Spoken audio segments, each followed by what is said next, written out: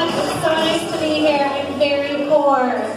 Hi, hello, I have no money. It's so nice to be here. I'm so poor. Being poor has changed everything in my life. I went and had lunch with a friend the other day, and she ordered a salad because she has achieved things in her life. And I ordered cheese fries because they were $2. And my friend said to me, Ariel, you have to treat your body like a temple. Oh, how interesting. When you have money, that's like a thing you can say to people. That's so cool. That's so cool. Treat your body like a temple. Wow. I treat my body like a car. No, it's not supposed to be making that noise. But I'm not taking it to see a professional until I can't get to work anymore. Okay, thank you. That is a joke about not having insurance. Thank you so much.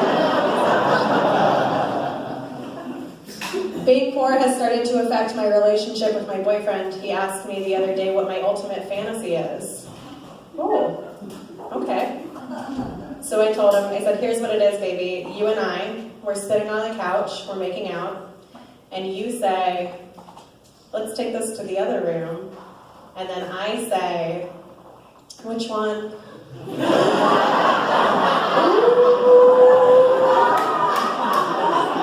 Can you imagine? Just like having a spare bedroom. It's like, it's too much. It's too much. He and I, we met in a bar, which is fine. I never really got to do online dating, which is a little sad because I'm really good at judging people very fast based on nothing. But we met in a bar, which is kind of like grocery shopping when you're hungry. It looks good at the time, but then you get home, you flip on the lights, and you're like, oh, I shouldn't have brought this home. This is disgusting, and I should never go in my body. I think he and I are going to make it. I think we're in for the long haul. We both have a very pragmatic view of love.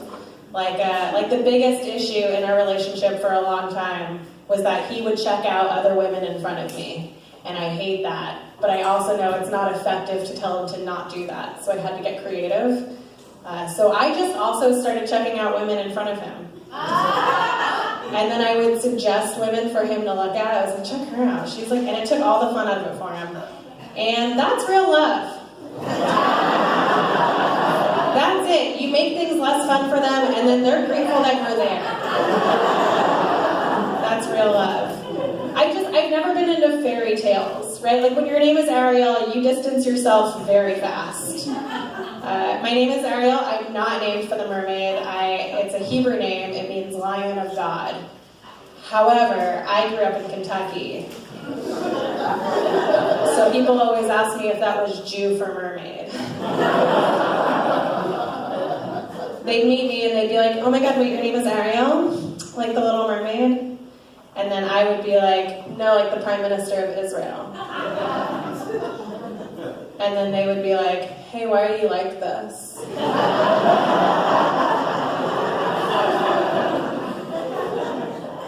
Maybe because the Little Mermaid taught me that if you don't like your body, talk about it and you'll get a new one.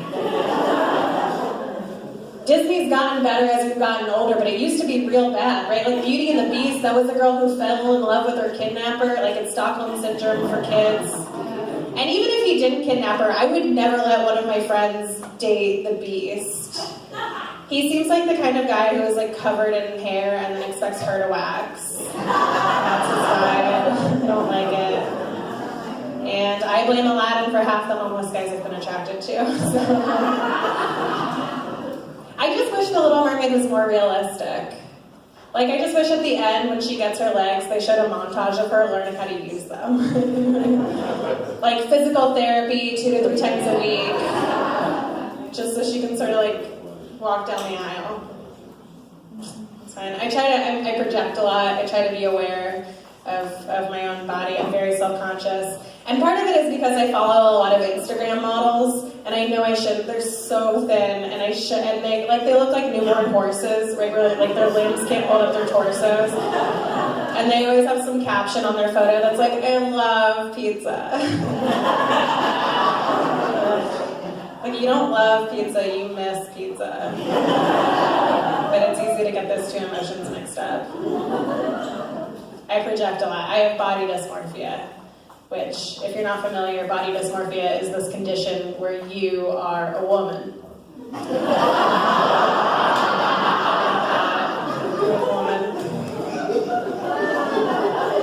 Some other women here, that's so cool.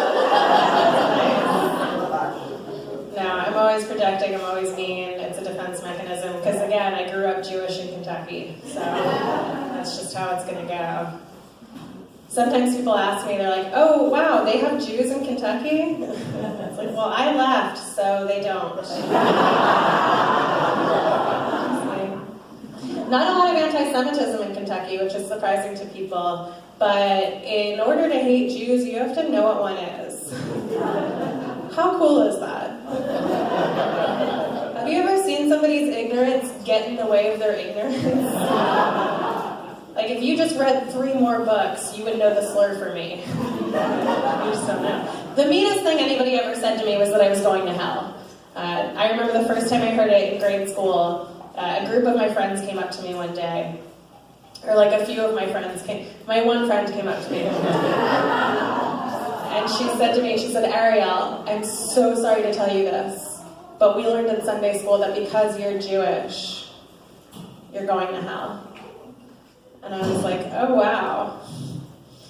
You think about me on the weekends? So nice. I'm Ariel Elias. Thank you guys so much.